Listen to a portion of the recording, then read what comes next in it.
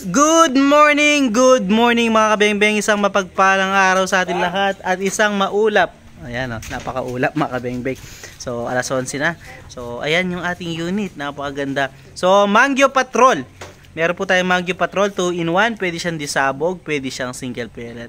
Pero sa kanyang disabog mga kabengbeng, hangin pa rin po ang magtutulak. So wala pong involved na gunpowder dyan. Pure na air gun lang po, no? Bawal po dyan yung ating mga sinatawag na convert. So pure air gun lang po ito.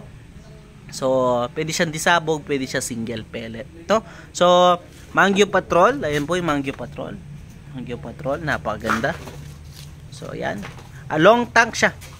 So lahat ng Mangyo Patrol naman ay long tank. So 24 inches long barrel.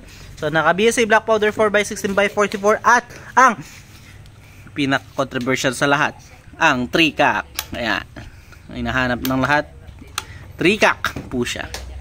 So 3-cac po yan. 1, 2, 3. Pag sinabing 3-cac, so meron siyang 3 power modes. Yung unang cac ay yung pang malapitan. Then second cac, medium range. Then yung pang long range niya, yung kanyang 3-cac. So mas mataas na palo dun sa 3-cac, mas maraming hangin ang lalabas, kaya mas malayo ang kayang abutin ng bala. So ganun po siya. So yan, napakaganda, napakakinis, napaka-sexy ng ating Mangyo Patrol mga kabengbeng. So yes, subukan natin siya sa 19 meters. So ayan po yung ating target, 19 meters po. Subukan natin. So tara, ating subukan ang ating unit. So ilalagay ko lang muna itong ating side cam mount. Lang po. So sa mga naghahanap ng side cam mount, available pa rin po sa atin mga kabengbeng. So available ang ating side cam mount. Sir Joel Echevarria. So ito po ang inyong unit, Sir Joel. Subukan na po natin sa 19 meters using Striker Diabolo, unresized and unsorted straight from the box na mga bala. So subukan po natin mga kabengbeng. So attention, subukan natin itong unit ni Sir. So ito, dry fire muna, walang laman to, para marinig nyo lang yung putok niya. So yan, no, walang shot, walang ano. So ganun lang po yung tunog niya kapag naka-silencer, no. So subukan na po natin. First shot po. First shot po using Striker Diabolo. First shot. So gawin natin reference po yun para hindi pa iba yung ating aim.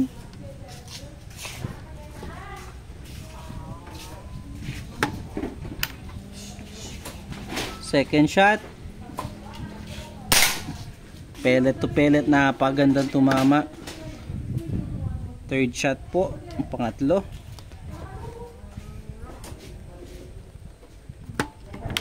Pangatlo. Napakagandang tumama mga kabengbeng, Sir Joel. Pang-apat.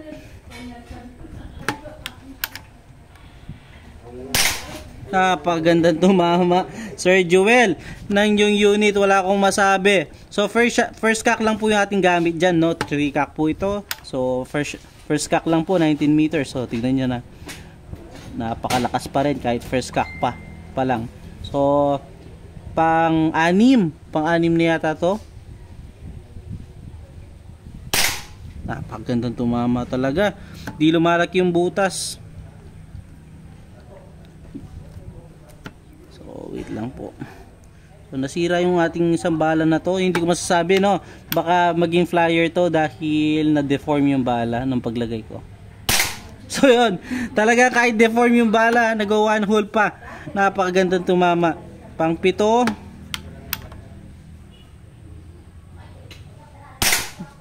Pang-8. Napakagandang tumama ng unit ni Sir Joel. Wala akong masabi. Pang-8 na, pang-8. Kahit deform yung bala, iisang tama pa rin. 1 hole. Sarap pag gamitin to. Pang-siyam na yata to, pang-siyam. At pang-10. Wala akong masabi, Sir Joel, sa inyong unit. Napakagandang tumama. Pang 10.